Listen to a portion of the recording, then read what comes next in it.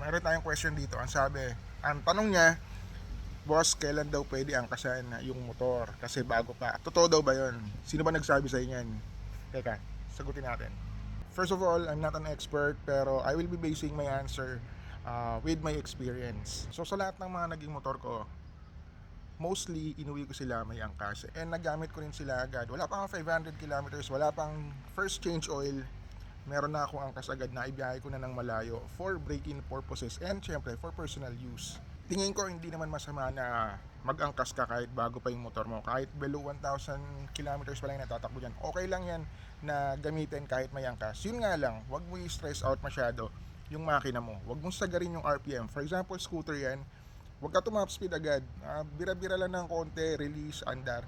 As long na makakausad ka lang. Pero you don't need to force your engine para mag-top speed agad or sagarin yung motor mo.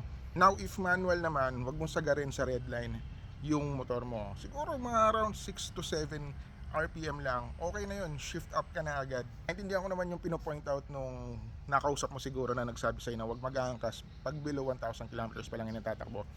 Kasi karamihan sa mga new owners ngayon, sinasagad-agad yung motor nila.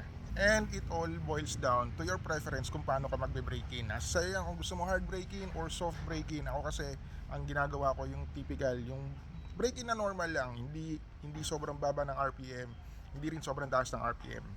Tamang ano lang, kung manual, shift agad about around 5,000 RPM. Pag automatic, unti-unti lang hanggang tumaas yung RPM. Konting bira, release agad for a few seconds. Yun, ganun lang. And ilang taon na ako nagmumotor, ilang motor na rin yung nagamit ko. So far so good, walang naging problema ang mga engine ng mga motor ko. Buhay pa yung Mio 1 ko, buhay pa yung Raider R150 ko, and walang mga naging problema silang lahat. Yung Aerox ko, okay pa rin hanggang ngayon, 8 taon na.